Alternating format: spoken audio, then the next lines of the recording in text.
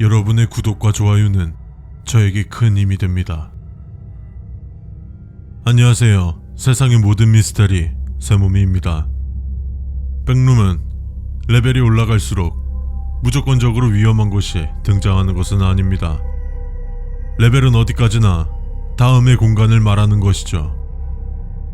위험한 곳이 나올 수도 안전한 공간이 나올 수도 있습니다.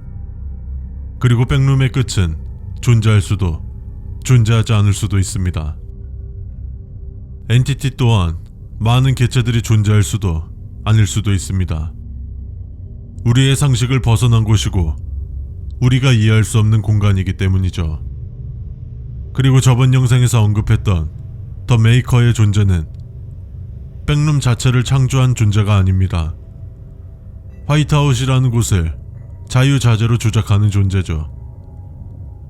여튼 오늘 소개해드릴 곳은 레벨 7입니다. 바로 시작하겠습니다.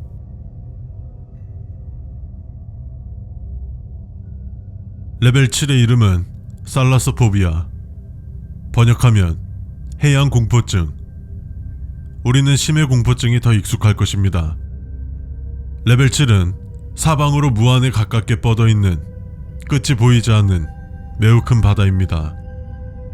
이곳에는 특별하게 빛이 없음에도 불구하고 은은하게 비치는 자연광이 존재합니다. 이 바다를 탐색한다는 것은 극도의 위험을 감수해야 한다는 것이며 항해를 하기 위해서 준비해야 하는 양 또한 어마어마하죠. 레벨 7에 대해서 현재까지 알려진 내용은 다음과 같습니다. 레벨 7은 2개의 방으로 구성되어 있다고 생각하면 됩니다. 입구방과 바다 자체를 포함하고 있는 방으로 물 위에 매달려 있는 콘크리트 천장이 있습니다. 입구방은 레벨 6에서 레벨 7로 접근할 수 있는 가장 쉬운 장소입니다. 이 입구방은 레벨 7에서 가장 안전한 곳이며 이곳을 탐색하려고 할 때 거점으로 사용해도 괜찮은 곳입니다. 이 입구방은 우리에게 필요한 가구들이 배치되어 있고 왼쪽 벽에는 저자를 알 수 없는 수많은 책들이 있는 책장과 작은 테이블, 의자 및 램프가 있습니다. 바닥에는 카펫이 깔려 있지만 얕은 물에 잠겨 있습니다. 이 방 반대편으로는 바다로 나갈 수 있는 문이 존재합니다. 하지만 입구방은 평범하지만 않습니다. 중력이 다르게 작용한다는 것인데요. 입구방의 천장을 보면 옆으로 건설된 문이 보입니다. 이 문을 열게 되면 바다 바로 위로 향하게 되고 문을 지나오는 순간 다시 정상적으로 중력이 적용되어 바닷바닥으로 가라앉는 것이죠. 이처럼 백룸은 한 치 앞도 예측할 수 없는 거죠. 그리고 레벨 7의 대부분의 공간은 앞서 설명했듯이 바다가 대부분을 차지하는데 이 바다는 크게 4개의 영역으로 분류됩니다.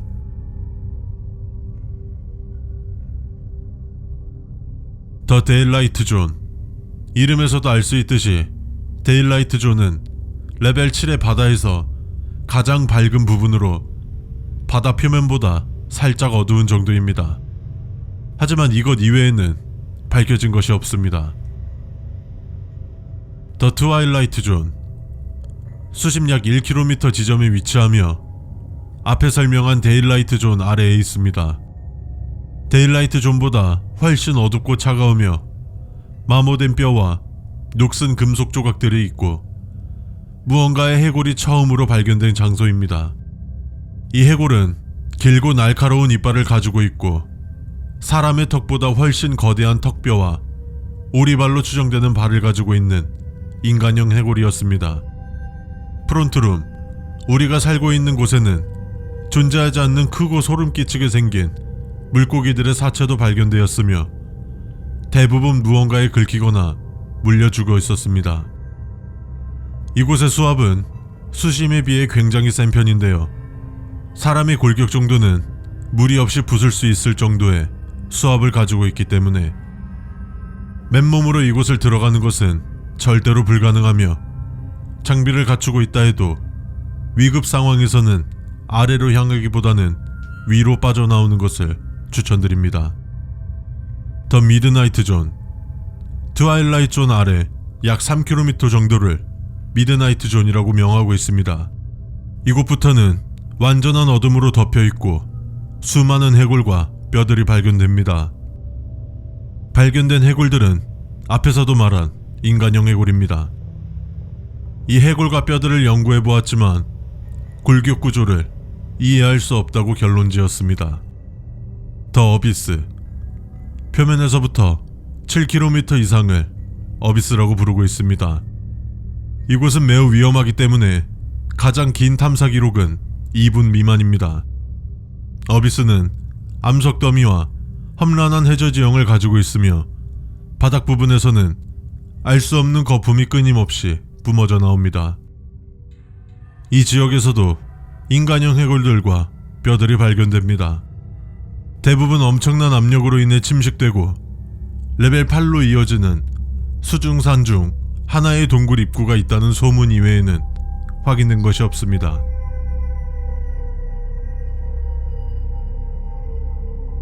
오랜 기간 동안 레벨 7에서 서식하는 엔티티는 엔티티 20, 더 띵운 레벨 7 이라는 하나의 개체만 서식한다고 알려져 있었습니다. 하지만 2019년 4월 18일 엔티티 720 타인이라는 개체가 서식하는 것이 발견되었고, 두 엔티티는 매우 포악하며 수많은 개체 수 덕에 이곳의 위험 요소 중 주된 원인으로 밝혀졌습니다.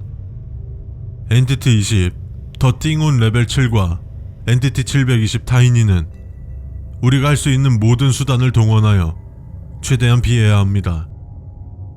엔티티 720 타이니의 서식지는 데일라이트 및 트와일라이트 존에 서식하는 데 반면 엔티티 20 더 띵운 레벨 7은 미드나이트 존과 더 어비스에서 거주합니다. 왜 그런지는 알 수 없지만 두 엔티티는 서로의 영역을 침범하여 사냥하지 않고 있으며 이에 대해서 연구가 활발히 이루어지고 있습니다. 레벨 7의 위험한 요소들로 인해서 이 레벨에 도착한 생존자들을 위한 간단한 생존 가이드입니다. 입구방은 임시 거점으로 삼아야 하며 바다에 머무르는 시간은 최대한 짧아야 합니다.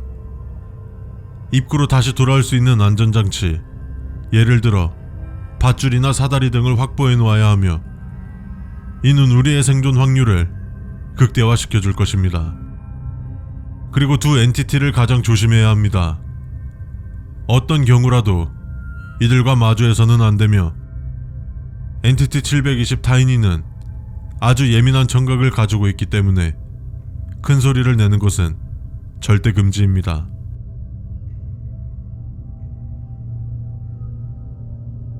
레벨 7로 들어오는 방법은 레벨 6에서 내려오는 계단을 통해서만 입구방으로 연결됩니다. 레벨 8 바닥의 웅덩이를 통해 들어갈 수 있다는 소문이 있습니다만 사실 여부는 확인되지 않았습니다. 나가는 방법은 미드나이트 존의 바다 내부에 바닥을 향한 특히 높은 산에 있는 수중 동굴을 찾게 되면 레벨 8로 나갈 수 있습니다. 추천하지는 않지만 어비스에 들어가 의식을 잃게 되면 레벨 83으로 이동한다고 합니다. 이번 레벨은 엔티티들 간의 소통을 의심해볼 수 있는 모습들도 포착되었고, 레벨을 탈출하려고 해도 안전을 보장하지 못하는, 어떻게 보면 죽을 수밖에 없는 듯 보이는 레벨입니다. 아까 어비스에서 기절하면 레벨 83으로 이동이 가능하다고 알려드렸는데요. 이 방법을 사용했던 누군가의 메모의 내용을 알려드리며 마치도록 하겠습니다. 지금까지 세상의 모든 미스테리 세몸이었습니다. 제발 이 방법만은 사용하지 마세요. 나는 이 방법을 통해 빠져나왔지만 이 방법보다 안 좋은 최악의 방법은 없다고 생각해요.